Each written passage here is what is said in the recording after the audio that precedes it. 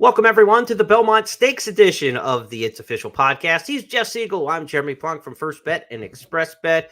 Great to have everybody back as we do each and every Tuesday. And a special welcome to those of you in the first Belmont Stakes wager guide. Hopefully you're accessing all the handicappers across the first family and all the data and trends and everything we've got set up for you, workout videos towards the Belmont Stakes. This year, Jeff, at Saratoga, I'm sure we're going to mess up at some point and say it's a mile and a half. And at some point we're going to say at Belmont Park. But over the next 40 minutes, we're going to try to keep it straight. We're at Saratoga. We're going a mile and a quarter. And there's a lot of other changes to this year's Belmont Stakes than just, the distance and the venue. We've got a rubber match here with the Derby winner and the Preakness winner. They haven't met each other, but they're going to meet in the final leg of the Triple Crown and see if somebody can finally win two in a row. We haven't had a horse win two in the Triple Crown sequence since Justify in 2018. I was thinking about racing or staging the Belmont, not at Belmont Park. I remember this is how far I go back. Okay. This is that far back. I remember watching the Belmont Stakes in the mid 60s. Mm-hmm. I think I know it was held at Aqueduct. And the reason why it was held at Aqueduct, I think it was 65, 66, and 67, was that they were in the process of rebuilding Belmont Park. They did a grandstand and they had that big, construction that took them 3 years. So they had to run the Belmont Stakes at Aqueduct. Well, how old am I? They've already crashed that building down now. You've outlived the building at Belmont. I've seen both times. I've been around for both times. That was 60 years ago, or 59, I think. So anyway, it is at Saratoga. But I saw it if you'd have told me you saw it at Morris Park back in the day, before the Belmont Park was even built, then I would have thought, man, you're old, but you're not that old. Exactly. Well, did you know that Lucille Ball, Lucy, she was also a model in her younger days, and she changed her model name to Lucy Belmont. That was her name. That was her modeling name because she went to Belmont once and loved it so much that I'm going to name myself after the track. So it's got a lot of history. I think it was actually the stakes race she was naming itself after. Anyway, bottom line is, and of course, her husband, Desi Arnaz, there's a street that runs alongside Del Mar because he always went to go to Del Mar. We're getting off track because I think that people really want to know who we like in the Belmont. And we'll get to that. We'll get to that. Yeah. We'll get into it. But we're going to tell you what our reasons for liking it. Then we're going to tell you who we actually like. Mm-hmm. I've got a shorter price horse. You've got a good price chance. Yeah. So maybe we can hook up together and crush this exacta. I don't dislike your horse, so there's a very good possibility we could be using our horses in tandem. Okay. We'll get to those topics as we go through the 5 on the rundown this week on It's Official. It's the Belmont Stakes preview. And we start off by talking about the draw, which took place yesterday in Saratoga Springs. The winners and losers from the post-position draw, a field of 10. We thought maybe 11. Tuscan Gold was kept out of the entry box by trainer Chad Brown. Fear not for Chad. He has Sierra Leone. And the old adage, why run two when one will do, maybe applies here. He's got the favorite in David Aragona's morning line at 9-5. I also thought 9-5 seemed like the right price on Sierra Leone. Jeff, in this field of 10, any winners or losers from the post draw, you think?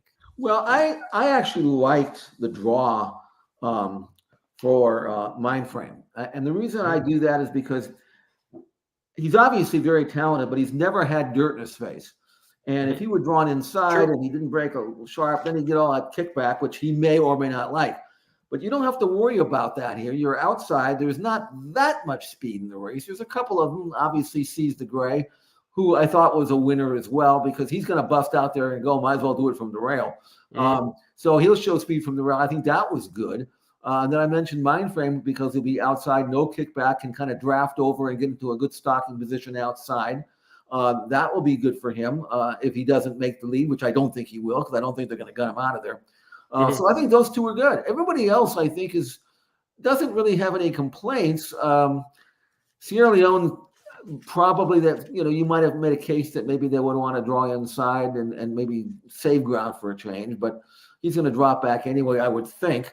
So if you look at this listing, I don't think anybody has any excuses here, do you? No, I don't see any big problems there. And I don't see a lot of problematic horses that you want to kind of avoid. One thing I'll just throw out there, and I thought it was a underplayed element of the Derby start where it was the 2-hole that day for Sierra Leone. And because of the turf course and the big gap, he wasn't anywhere near the crowd. And you remember at Keeneland how he balked from the crowd and didn't want to load on the outside of the starting gate. The 2-hole was really good because he had nothing around him and he walked right into the gate like a perfect gentleman. Maybe his gate habits are completely gone now, but now with the 9-hole and starting at the top of the stretch at Saratoga and the big crowd that's going to be there, he's going to see those people again, at least this time when it comes time to load in the starting gate for the Derby. We'll see. If you see a little balk at trying to go into the starting gate, then that's not a good sign, obviously, for Sierra Leone. We saw that flare up, but he still won nicely at Keeneland. So just a little mind your manners kind of tidbit to it. I think the outside will be a bit more challenge for him actually pre-race than it was in the Kentucky Derby. But the trip was obviously tougher from the 2-hole in the Kentucky Derby most years. So I think being out in the 9-hole for his running style will work fine. They're going to drop to the back, and we'll talk about the pace in just a moment. But winners and losers from the post position draw, I don't think there's a whole lot there. And when you look at the post position stats, Jeff, these are from BetMix going back to 2012 as far as we could in that database. Over the last 11 years, it's only been 28 mile-and-a-quarter dirt races run at Saratoga. Of those 28, only 8 of them had 10 or more starters in the field. So we're not used to seeing big fields like this. There was a winner out of the 11-hole for an 8% win rate for horses 10 and above. Nobody's won out of the 9-hole, but there hasn't been a ton of races with 9 horses entered in them. I wouldn't look at that and say, oh my God, we can't touch Sierra Leone because nobody's won out of the 9-hole. These trends, stats to these with a small sample size and nothing remarkable really standing out to me. Who knows the coincidences with the 2 horses and what the particular odds were. Those runners could have dive deeper into that in BetMix if you'd like, but I don't think anybody's advantaged by the post, and I don't think anybody's disadvantaged here. Yeah, I mean, if the only way to really make this more statistically relevant is if you went back and found and charted the winners and what their odds were and what their probability of winning going into the race was, and compared to how many races that post actually won. It's not worth the effort, though, I don't think. Not for a 28 race sample, and that's the thing. Right. You know, it's like exactly. And you just never know. I'm not any kind of statistician, but I do know that the more you have into the pool there to draw from, the more likely you will have something that's relevant. But as you pointed out, so few races. And of the mile-and-a-quarters, you're talking about the Alabama Grade 1. You're talking about the Travers, a Grade 1, and the Jockey Club Gold Cup, which has moved there in recent years, part of that as well. So these are really good horses. Really good horses are not going to get impacted by the post position so much with a long run into the first turn. A 1.125 oval at Saratoga. So your 1.125 races that start closer to the first turn, then you kind of want to lean to the inside in speed there at the Spa. But at a 1.25, you've got another 220 yards to the race, and it's all on the front end, right? The gate's 220 yards farther back from the finish line than it is in a 1.125 race. And so they have plenty of time to get over, get position. And I don't think post is going to be any issue in this. Much ado about nothing. I think if you're trying to break this one down based on where the horses drew in the particular field. Right. Now let's talk about the second topic, and that's the morning works. Who is kind of tipping their hand coming in to this year's Belmont Stakes? We've seen a lot of the works want to send you to XBTV. Also, that wager guide that we've got for you from First has plenty of workout information and video in there that you can take a look at. Jeff and I are going to look at a couple of horses of repute in here. The morning line favorite, Sierra Leone. This is a workout from the previous week on May the 25th at Saratoga, working in company with Domestic Product, a very good runner there, Tampa Bay Derby type for trainer Chad Brown. And inside is Sierra Leone in this particular work, Jeff. He's had trouble bearing in his races. Chad Brown's going to change the bit, which is the steering mechanism in the horse's mouth, to try to change things up, and also going to change the rider here to Flavian Pratt, replacing Tyler Gaffleone after the controversial ride in the Kentucky Derby, but certainly no controversy to his effort in trying to get the victory for Sierra Leone. What do you make of what you're seeing in the work? I liked it a lot. I mean, he's into the bridle. He's not doing anything weird on the rail. I'm sure he was working inside by design. And I would suspect that if the opportunity presents itself, I think Chad Brown will probably tell Pratt, look, if you want to try to save ground and be closer to the rail, we worked him from the inside. He was very comfortable there. He doesn't show any design or any willingness to try to lug in. I love the work. I really did. You don't have to go fast. We know he can go fast if he wants to, but he's galloping out very nicely, not being asked. Again, very eager. This tells me that Sierra Leone missed the Preakness by design. I just think he's ready to unload. Gun to my head, if I had to pick one to be the most likely winner, I think it would be him, even though I'm not crazy about having to depend on a deep closer. But did you know that if you look at the form, this horse, by all rights, should be undefeated? He's got 3 wins, 2 seconds. Both of the seconds were by a nose. And both races, he cost himself the race. He cost himself the race. He's a pretty good horse, I'm telling you. And I don't think he's trained any better than what I just saw. So tough colt. And part of his own demise is that front left paddling action. He's not put together 100% proper. And, for a horse that costs as much money as he did, that's kind of a surprise in that, right? This is a $2.3 million purchase who paddles in his front left. But there are other horses who have across history have been very effective with that kind of style. How long they stay healthy and sound is another story. But Sierra Leone's action in the front left, his kind of lean in the stretch, we'll see if it rears its head again. It has in almost every single one of his starts. If you're betting him, you're hoping he's clear of the issue or he clears up the issue, right? He's clear of the other competition when he actually does it, like he did at Keeneland in the Bluegrass. But if he's right next to another horse coming down the stretch, you can almost wince and just say, please stay straight, please stay straight. And maybe Pratt makes a difference. Maybe the bit in the horse's mouth makes a difference. That's what you're looking for with Sierra Leone. But from what we've seen on video and the way he's trained since the Kentucky Derby, this is a horse who's pointed for this race for 5 weeks, and he looks like he's coming up to it excellently. Now, he would be the first runner-up in the Kentucky Derby to come back and win the Belmont Stakes since Empire Maker all the way back in 2003. So it was a taxing race in the Kentucky Derby, and a good second in the Kentucky Derby can knock a horse out. We'll see. He looks like he's coming back to this race pretty good, though. I would suspect he's going to run his race. I do. And Jeremy, this horse, as you pointed out, brought $2.3 million at Saratoga as yearling. What would have happened if they had waited at the 2-year-old sale? And he breathes like that. Whoa! Right. Toss him off the list, Yeah. But he obviously walked well. But walking, in the walk when they're looking at him as yearlings, and then when they breeze him in the sale, sometimes you don't get what you think you're going to get. Yeah. Tabor, Magner, and Smith, the owners there, $2.3 million is like what they find in their car seats. So for them, not a major outlay, I should say, of money. Let's talk next about the Kentucky Derby winner, Mystic Dan, who was second in the Preakness Stakes. He's going to try to become the first horse, other than the Triple Crown winners, to go through all 3 legs of the series of the Triple Crown and win the Belmont since a Fleet Alex back in 2005. It's been a long time. Now, of course, our Triple Crown winners, American Pharaoh and Justify, were able to run in all 3 legs of the Triple Crown and be successful here at Belmont. But he's done a lot of work of late. Let's see how he looks in the morning. Mystic Dan working here in company with Gould's Gold. They couple golden cents going at it here in the morning for trainer Kenny McPeak. McPeak had tinkered around with the idea of Torpedo Anna running in this race if Mystic Dan wasn't up to snuff.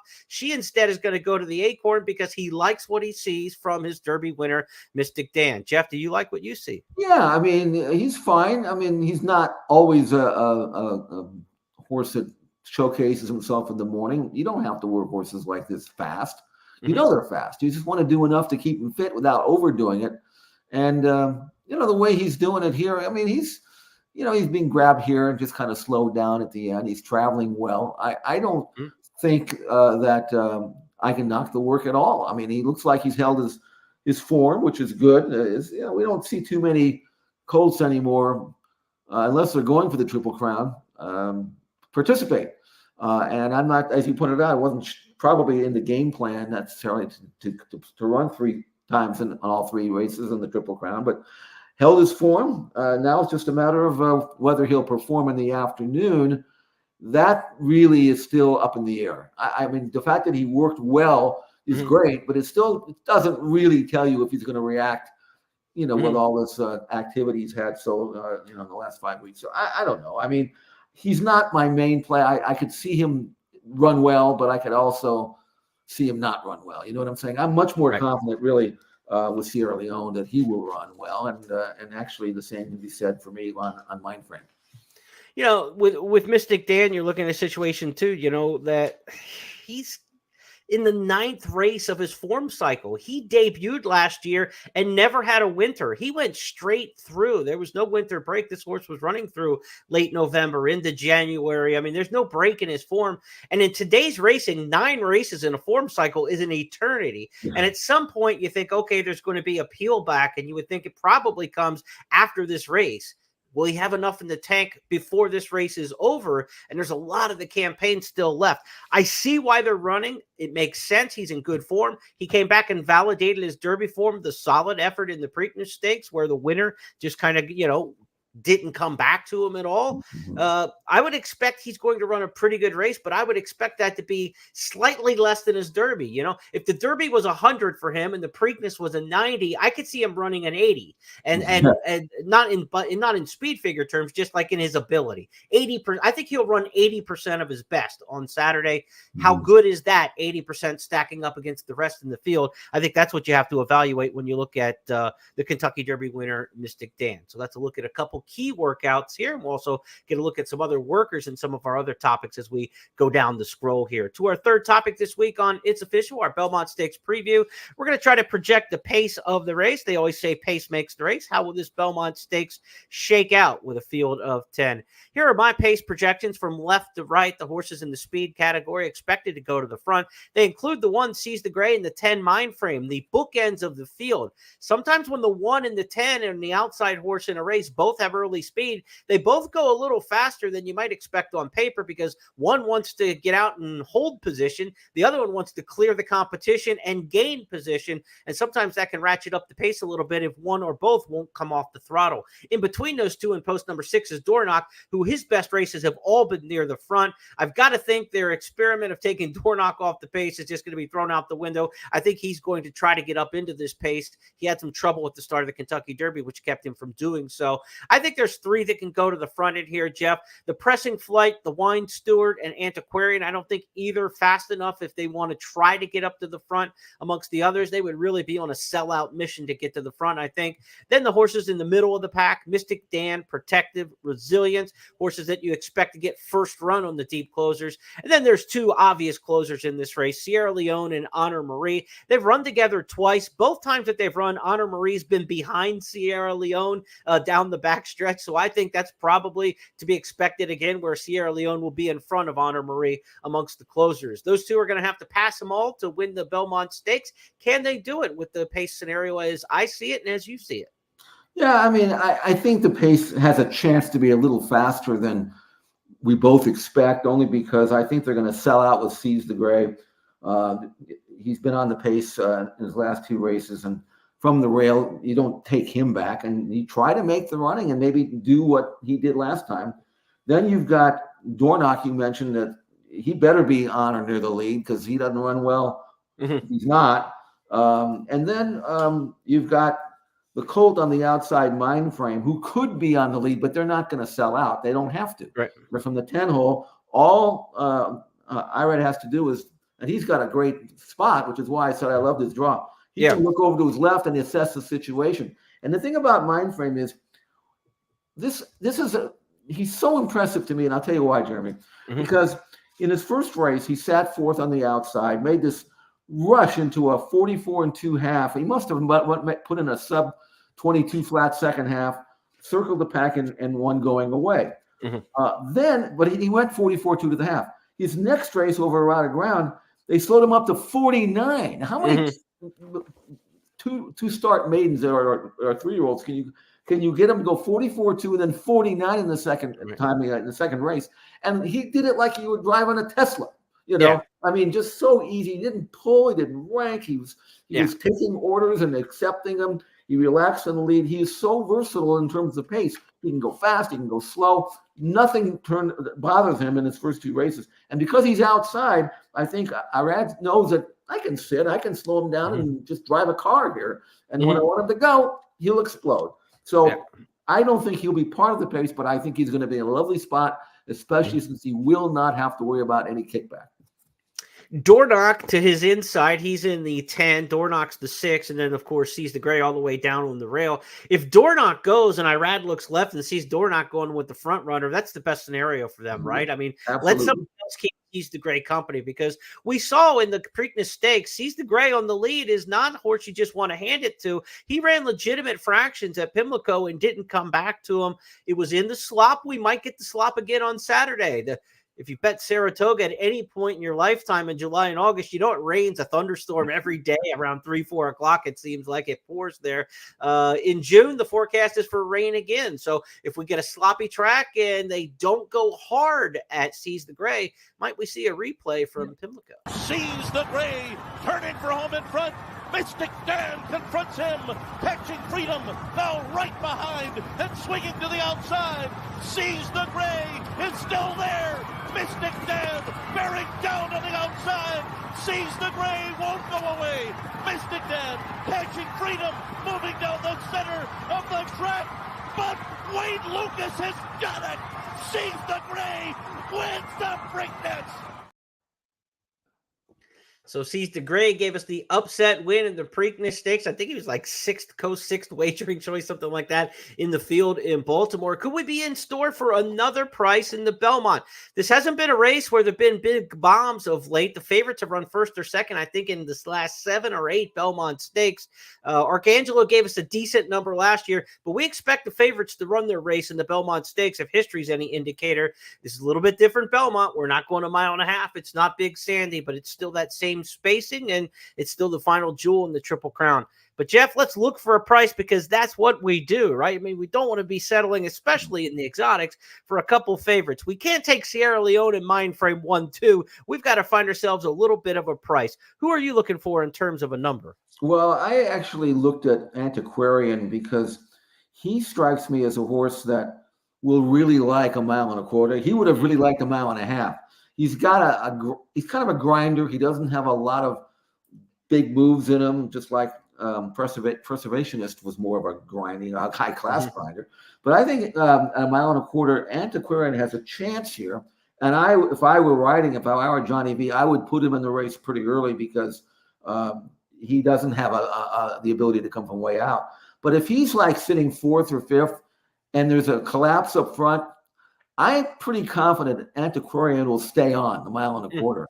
He might be able to inherit the lead and then hang on. I mean, or maybe not, but at least I think he'll be in the second flight behind the leaders. He's got enough speed to be there, and if he's aggressively ridden out of the gate, he's not going to outrun these speed horses, but he's going to be where he needs to be.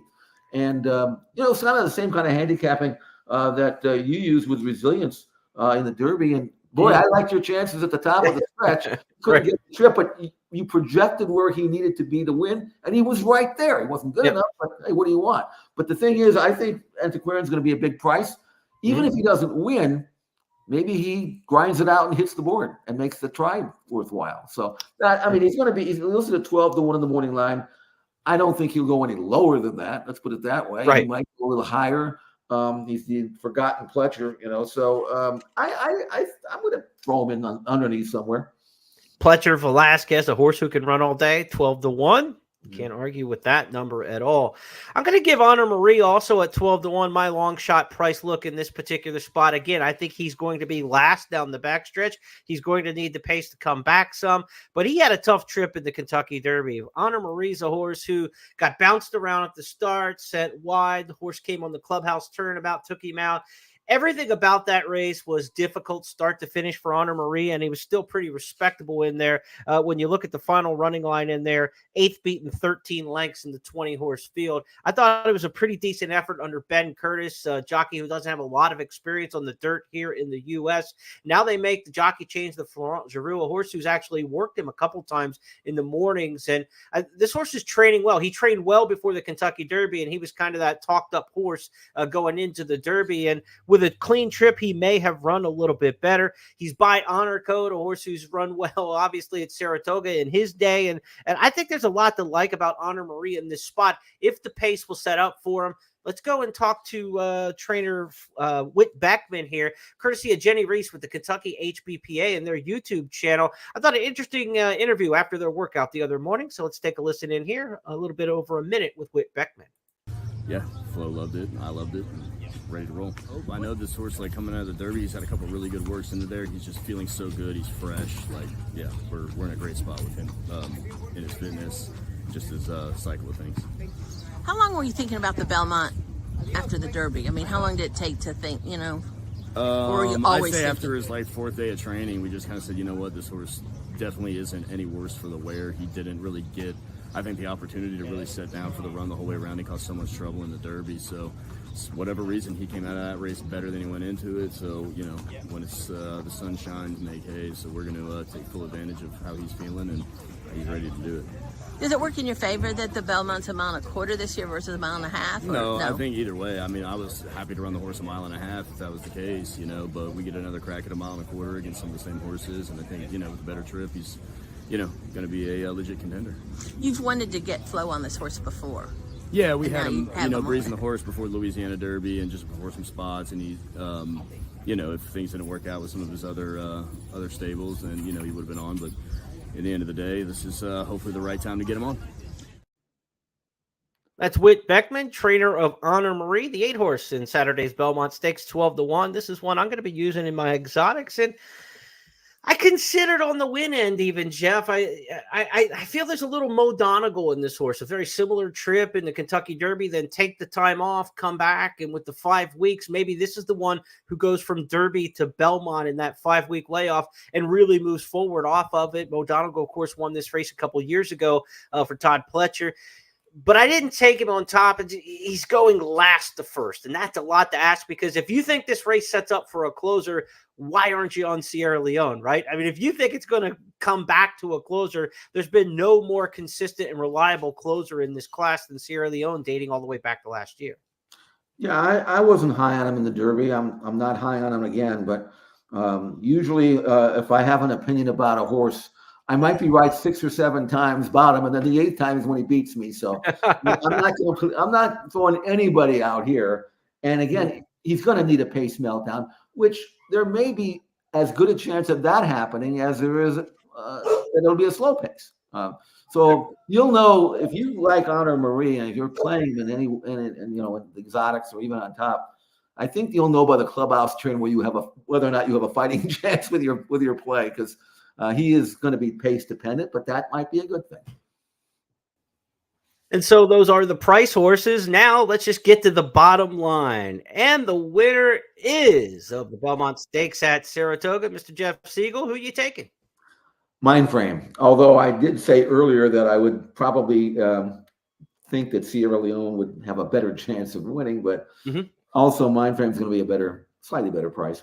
But I looked at Mindframe. I look at I'm not sure how good he is yet because he's won a maiden and an allowance race, but he's very fast, very tractable.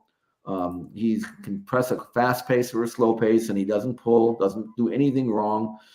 His last race, I don't even think they intended to go to the front, but nobody else went, and Mindframe probably said, I'll go. Nobody wants to go. I'll go. And went off quickly and broke really well, by the way, which is important for me because I don't want a horse that's perpetually slow out of the gate. And then made the lead, kind of switched off. And boy, when he was asked to quicken at the 3/16 pole, it was bye-bye. And he just blew me away. And now this is his 3rd start. I think he'll go the mile and a quarter. Right. I like him. And if I can get close to the morning line at 7-2, I'll be happy. Mindframe won on the Kentucky Derby Day undercard, so he understands a little bit of the pomp and circumstance of going into a big race day. It wasn't quite as crowded at Churchill Downs at like 11:30 noon when he ran on Kentucky Derby morning, but he'll get a sense of the big time and the hullabaloo in the paddock at Saratoga for the Belmont Stakes. Let's go back to that Derby morning allowance win for Mindframe, Jeff's top pick in this year's Belmont. By the quarter pole in control. Higgins' boat is set down for the drive, but Mindframe is too, and Mindframe with an instant response kicks away by 4 and now by 5 past the final furlong marker. Mindframe, high gear for the final furlong. Cornishman's trying to run up into second inside of Higgins' boat, but it is all Mindframe and a masterful front-running ride from Murad Ortiz Jr. Cornishman did get second. Higgins' boat was third. Anthem King fourth. We don't know what he's beaten yet. Cornishman, the runner-up, and they're a really well-bred Godolphin for Brad Cox, who's been pretty well thought of. He's been a little bit of an underachiever, but that's the best horse he's faced in those first 2 starts. He's going to get the big test against some of the top horses in the class. But, Jeff, when you watch that race from Mindframe, you can't help but see the talent. I mean, there's an obvious talent ability there. And like you said, 44 and change first start, 49 and change in that race. And instead of being wrangled and wrestled and kind of throwing a fit and saying, I'm not going to finish up, you saw what he did finishing up in the lane there. He looks like he could have a higher ceiling than anybody in this particular race. I think so. And the one thing about, I wanted to also point something out. He didn't gallop out at all. And a lot of handicappers would say, well, that's not a good sign. Mm-hmm.